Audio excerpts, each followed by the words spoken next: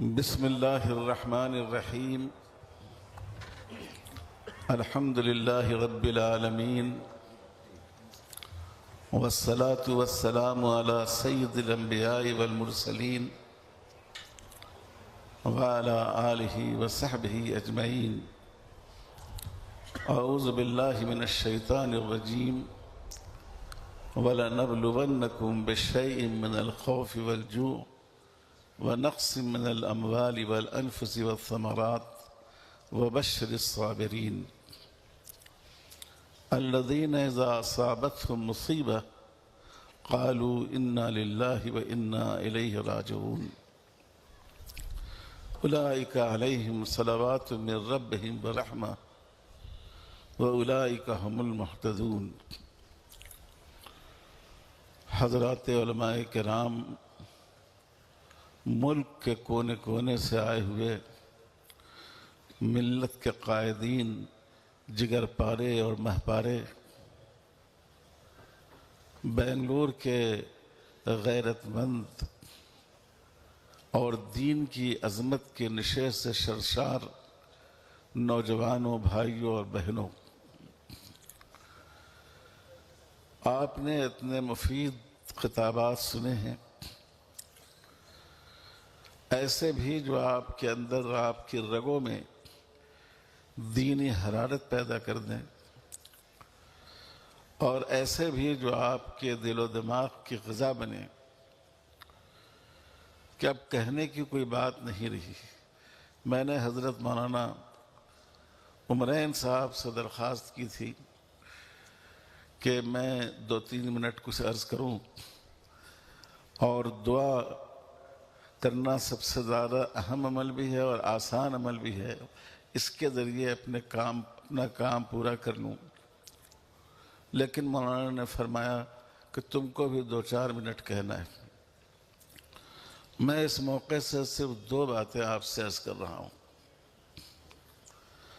آپ بتائیے کہ پوری انسانیت میں اللہ کے نزدیک سب سے زیادہ محبوب ذات کون سی تھی؟ بتائیے. ہمارے آقا اور مولا جناب محمد رسول اللہ صلی اللہ علیہ وسلم کی تھی. آپ سب کو اس کا اقرار ہے. لیکن اس کے باوجود حضور صلی اللہ علیہ وسلم اپنی زندگی میں آزمائشوں سے گزرے یا نہیں گزرے؟ آج ماب لنچنگ ہوتی ہے مسلمانوں کی. حضور صلی اللہ علیہ وسلم کی بھی ماب لنچنگ کی کوشش کی گئی. اس زمانے میں اس کے لیے لوگوں کی گردن میں جس کو قتل کرنا ہو، پھانسی دینا ہو، اونٹ کی اوجھ ڈال کر، اور اس کا جو وزنی حصہ ہوتا تھا اس کو پیٹھ کی طرف رکھ دیتے تھے. وہ کھڑا ہوتا، گلے میں پھانس لگ جاتی، موت ہو جاتی. رسول اقدس صلی اللہ علیہ وسلم صحن کعبہ میں اپنے رب کی بارگاہ میں سجدہ ریز ہیں. اس حالت میں اسلام کے دشمنوں نے آپ کی گلے اور آپ کی پشت مبارک پر اونٹ کی اوجھ رکھ دی. مسلمان اس وقت اتنی کمزور حالت میں تھے، مسلمان تھے ہی اکا دکا. لیکن ایک صحابی حضرت عبداللہ ابن مسعود رضی اللہ تعالیٰ عنہ کہتے ہیں کہ میں یہ منظر دیکھ کر میرا کلیجہ منہ گا رہا تھا، مگر میں کچھ کر نہیں سکتا تھا. حضرت فاطمہ رضی اللہ تعالیٰ عنہ کو خبر دی گئی. وہ تشریف لائیں. انہوں نے حضور صلی اللہ علیہ وسلم کی پشت مبارک سے اوجھ ہٹائی، اونٹ کی، اور صفائی کی. آج اگر کسی مسلمان کی ماب لنچنگ ہو، اس کو اس منظر کو اپنے ذہن میں تازہ کرنا چاہیے.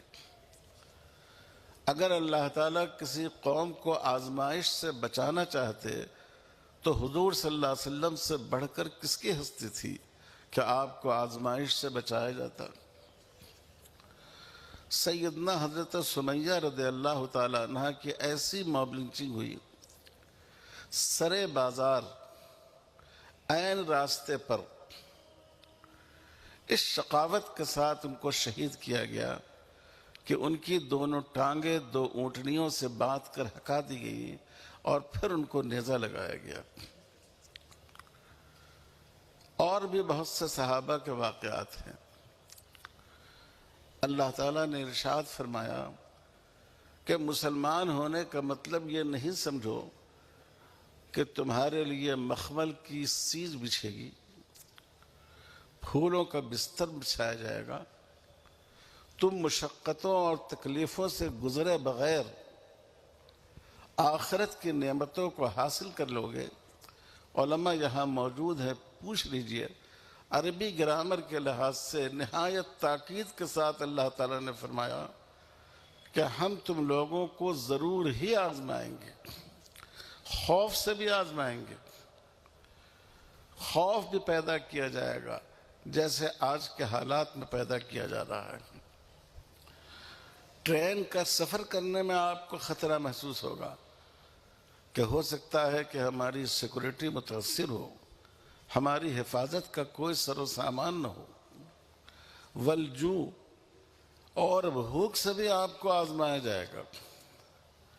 ممکن ہے کہ آپ کے اوپر ملازمتوں کا اور جاب کا دروازہ بند کر دیا جائے۔ ممکن ہے کہ مارکیٹوں اور بازاروں میں آپ کو دکانیں لگانے سے منع کر دیا جائے۔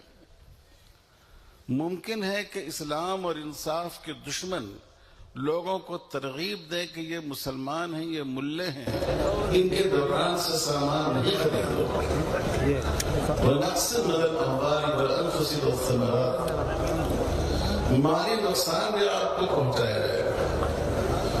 اس سے بڑھ کر کیا نقصان ہو سکتا ہے جو اوقاف کے سلسلے میں اس وقت ہمارے سامنے صورتحال آ رہی ہے، اور جانی نقصان سے بھی آپ کو گزرنا ہوگا۔ آپ کا بچہ سفر میں گیا، آپ اپنے محبت کے ساتھ اپنے بیٹے کا انتظار کر رہے ہیں اور معلوم ہوا کہ اس کی لاش واپس آئی، ظالموں نے اس پر حملہ کیا اور اس کی جان لے لی۔ وَبَشِّرِ، اللہ تعالیٰ نے فرمایا کہ ان تمام چیزوں سے تم کو ضرور آزمایا جائے گا، اور ان تمام آزمائشوں کی بھٹیوں سے ہمارے آقا اور مولا جناب محمد رسول اللہ صلی اللہ علیہ وسلم کو گزارا گیا۔ آپ کے پیارے، آپ کی آنکھوں کے تارے، آپ کے دلارے صحابہ اور عزیز، ان کی لاشوں کو آپ نے اپنے ہاتھوں سے دفنایا۔ آپ مکے میں گھر سے بے گھر ہو گئے، 2 گھر تھا آپ کا مکے میں، ایک آپ کا موروثی مکان اور ایک وہ مکان جو حضرت خدیجہ رضی اللہ تعالیٰ عنہ سے نکاح کے بعد ہم سب کی ماں حضرت خدیجہ کے مکان میں آپ منتقل ہوئے تھے۔ لیکن گھر چھوڑ کر آپ کو، شہر چھوڑ کر آپ کو نکل جانا پڑا۔ میں یہ اس لیے سنا رہا ہوں کہ ہمیں یہ یاد رکھنا چاہیے کہ اللہ کے دین پر ثابت قدم رہنے کے لیے جن آزمائشوں سے بھی گزرنا پڑے، ہم اپنے آپ کو اس کے لیے تیار رکھیں۔ اگر ہمارے رگ گلو کا آخری قطرہ لہو بھی اللہ کے دین کے لیے طلب کر لیا جائے تو ہم گلاس کے پانی کی طرح اس کو پیش کر دیں۔ انشاءاللہ اس کی نوبت نہیں آئے گی، لیکن اس جذبے کے ساتھ ہمیں اس ملک میں اور پوری دنیا میں زندگی گزارنی چاہیے، ہمیں ثابت قدم رہنا چاہیے۔ آپ حدیث کی کتابوں میں دیکھیے، صحابہ نے جان دے دی، لیکن وہ چاہتے تھے کہ ان سے مشرکانہ نعرہ لگوائیں، وہ نعرہ لگانے کو تیار نہیں ہوئے۔ یہ مومن کی شان ہے۔ میرے بھائیوں، سب سے پہلی بات یہ ہے کہ ہم یہ عزم کریں کہ وَلَا تَمُوتُنَّ إِلَّا وَأَنْتُمْ مُسْلِمُونَ، ایمان کی حالت ہی میں ہم کو اس دنیا سے جانا ہے۔ دوسری ضروری بات یہ ہے، کئی دوستوں نے یہ بات کہی مسلمان ہونے کا مطلب دوسروں سے لڑائی نہیں. اسلام ایسا پیارا مذہب ہے، اسلام کا سینہ اتنا کشادہ ہے، اسلام نے ایسی رواداری کی ہمیں تعلیم دی ہے جس کی کوئی مثال نہیں ملتی. ہم سب ایک اللہ پر یقین رکھتے ہیں، اور اللہ کے مقابلے میں خدا کی حیثیت سے جو مورتیاں بنائی گئی ہوں، جن دیویوں اور دیوتاؤں کی پوجا کی جاتی ہو، ہم اس کو باطل سمجھتے ہیں. لیکن اس کے باوجود قرآن مجید نے تعلیم دی کہ تمہارے دوسرے بھائی، تمہارے سماج کے دوسرے لوگ جن باطل خداؤں کی، دیویوں اور دیوتاؤں کی مورتیوں کی پوجا کرتے ہوں، تم ان کو برا بھلا نہ کرو. آپ سوچئے اس سے بڑی رواداری کیا ہو سکتی ہے؟ ہمارے لیے یہ حکم ایک سیاست اور مصلحت کا حکم نہیں ہے، یہ ہمارے لیے دین و شریعت کا حکم. اس لیے ہم برادران وطن سے کہنا چاہتے ہیں، مسلمانوں نے اس کا اتنا لحاظ رکھا. اس ملک میں کم و بیش 1200 سال، بلکہ تقریباً 1300-1400 سال ہو گئے. حضرت عمر رضی اللہ تعالیٰ عنہ کے دور میں مسلمان یہاں آ گئے تھے. کبھی مسلمانوں نے، ہمارے ہندو کسی معتبر مسلمان نے، کسی عالم دین نے ہمارے ہندو بھائیوں کے بھگوانوں کو اور ان کے دیویوں اور دیوتاؤں کو برا بھلا نہیں کہا، اور ان کے مذہبی مقدسات کو نقصان پہنچانے کی کوشش نہیں کی. ان کے مذہبی جذبات کا بھی لحاظ رکھا. حضور صلی اللہ علیہ وسلم نے مسجد نبوی میں غیر مسلموں کو دعوت کی. قبیلہ بنو نجران کے لوگ عیسائی تھے، تقریباً 1 مہینہ وہ مسجد نبوی میں رہے. وہیں آپ ان کو دعوت دیتے تھے، وہیں ان کی ضیافت اور مہمان نوازی کرتے تھے. ہمارے اور آپ کے سوچنے کا موقع ہے. ہم کبھی اپنی مسجدوں میں اپنے محلے کے برادران وطن کو بلاتے ہیں؟ آپ آئیے دیکھیے ہماری مسجدیں کیسی ہوتی ہیں، ہم کیسے نماز پڑھتے ہیں، اذان کا کیا معنی ہے، سورہ فاتحہ کا کیا معنی ہے، ہماری مسجدوں میں ہوتا کیا ہے. سوائے قرآن مجید کے نسخوں کے یا کسی دینی کتاب کے، لوگوں نے دماغ میں یہ بٹھا دیا ہے کہ یہ لوگ مسجدوں میں تلوار اور مہلک ہتھیار جمع کیے ہوئے ہیں. ان کو ہم کو چاہیے کہ کسی موقع سے ان کو بلائیں، ان کو دکھائیں. آپ نے سنا ابھی جب مکے میں قحط پڑا اور اس وقت مدینے کے مسلمان مالدار نہیں تھے، حضرت عائشہ رضی اللہ تعالیٰ عنہ فرماتی ہیں 2 مہینے گزر جاتے تھے، گھر میں چولہا سلگنے کی نوبت نہیں آتی تھی، یعنی صرف کھجور اور پانی پر زندگی گزارنی پڑتی تھی. اس حالت میں جب مکہ میں قحط آیا، اور یہ اس زمانے کی بات ہے جب اہل مکہ سے مسلمانوں کی 2 جنگیں ہو چکی تھی. حضور صلی اللہ علیہ وسلم نے مدینے سے ریلیف جمع کی مسلمانوں سے، 500 دینار جمع کیے. 500 دینار کوئی معمولی بات نہیں ہے. 20 دینار 87.5 گرام سونا ہوتا ہے. تو آپ سوچئے کہ 500 دینار کتنی بڑی رقم ہے. یہ ریلیف آپ نے مکہ والوں کے لیے بھیجی. اور حضور کی شان رحمت دیکھیے، جیسا کہ مولانا بلال صاحب نے فرمایا، وہاں حضرت عباس آپ کے چچا بھی موجود تھے، آپ ان کو بھیج سکتے تھے. لیکن 2 ایسے لوگ جو اس وقت اسلام کی دشمنی پر سب سے زیادہ کمر بستہ تھے، ابو سفیان اور صفوان ابن امیہ، آپ نے ان کو یہ رقم بھجوائی اور ان سے کہا کہ مکے کے غریب اور مستحق لوگوں پر اس کو تقسیم کر دیا جائے. میرے بھائیوں، حضور کا یہ عمل کیا ہمیں اس بات کی دعوت نہیں دیتا ہے کہ اگر کوئی قدرتی آسمانی آفت آ جائے تو ہم اس میں اپنے غیر مسلم بھائیوں کی مدد کے لیے آگے بڑھ کر کھڑے ہو۔